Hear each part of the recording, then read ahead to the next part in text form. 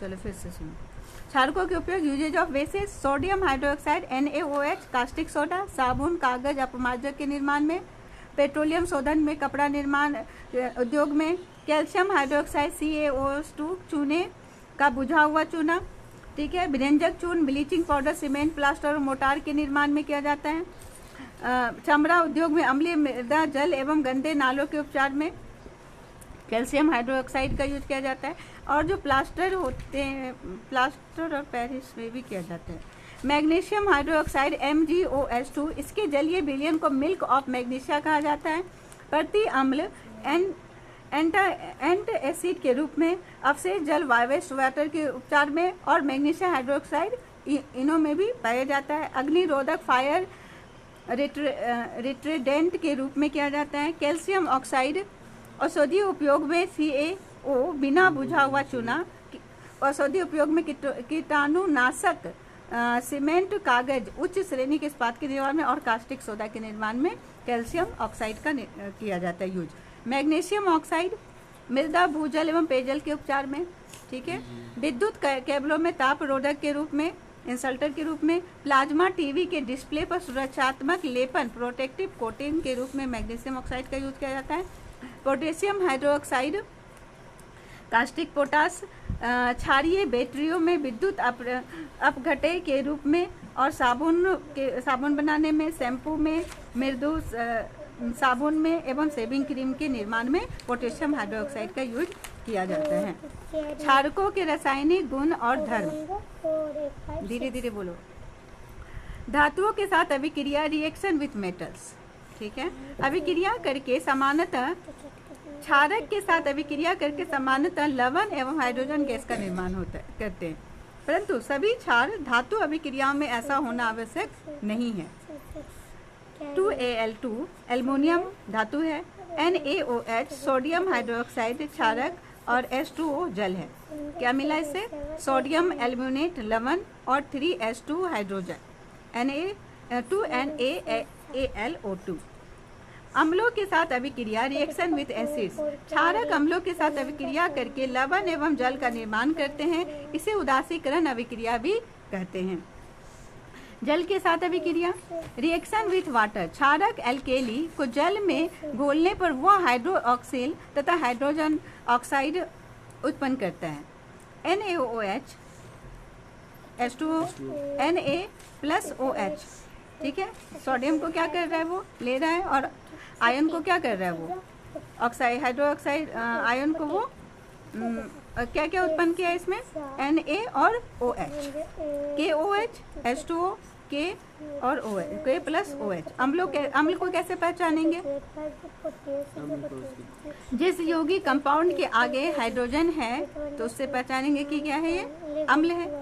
प्रबल अम्ल, और वो नहीं बोल रहे हैं दुर्बल अम्ल, जिसमें हाइड्रोजन ज़्यादा होगा तो वो क्या हो जाएगा, वीक एसिड हो जाएगा। मगर अम्ल को कैसे पहचानेंगे? जिस यौगिक कंपाउंड के आगे H हाइड्रोजन होगा वो क्या हो गया, अम्ल हो गया। HCl अम्ल है, H2SO4 अम्ल है। वो जितने थे सारा अम्ल था ना, मगर उसमें हमें क्या पहचान रहे थे, वीक एसिड और स्ट्रॉन्ग एसिड, ठीक है। तो जिसमें हाइड्रोजन ज़्यादा होगा तो वो क्या हो जाएगा, वीक एसिड हो जाएगा। जिसमें हाइड्रोजन कम होगी तो वो हमारा स्ट्रॉन्ग एसिड होगा। जो यौगिक कंपाउंड अधातु का ऑक्साइड हो, CO2 और SO2, ठीक है। CO2 और धातु का क्या है, ऑक्साइड है, carbon dioxide, sulphur dioxide, SO2। अब आ जाओ, जिस कंपाउंड के लास्ट में COOH है, HCOH, CH3OOH etc, तो ये भी क्या है, अम्ल है। जिसमें क्या होगा, COOH। कैसे कैसे पहचानोगे अम्ल को?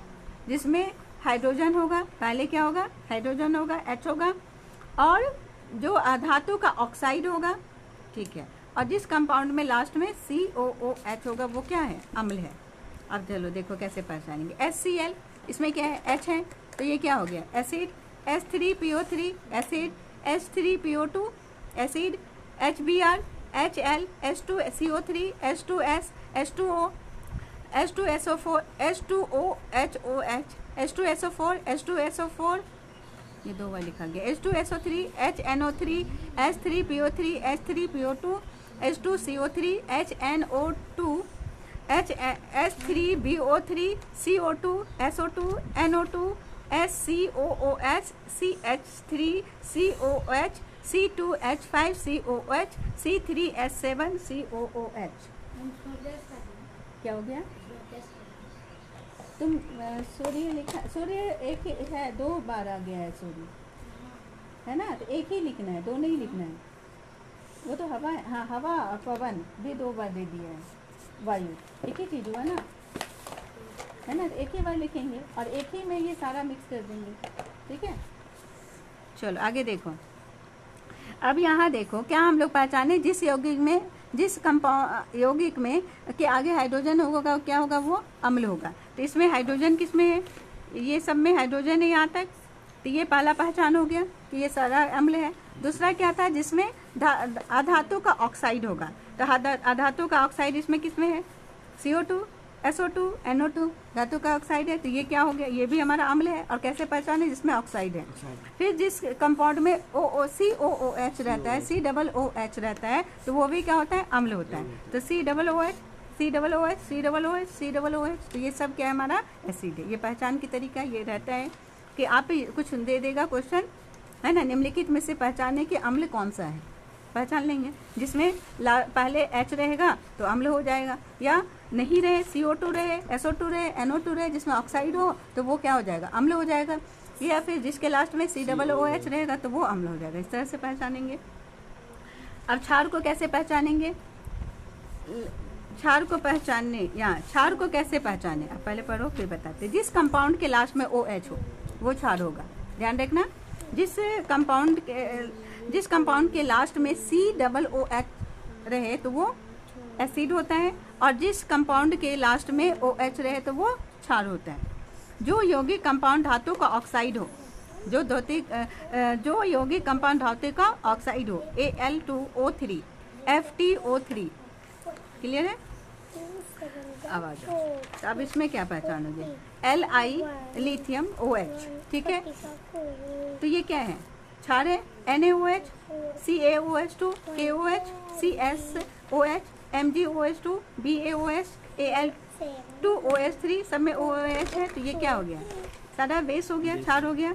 Cu2O ऑक्साइड हो रहा है, Al2O3 MgO BeO Li2O RbO2 Fe2O3 TiO2 Fe2, ये सब ऑक्साइड है, ऑक्साइड हो रहा है, तो ये सब क्या हो गया, बेसेस हो गया, बेस हो गया, क्लियर है।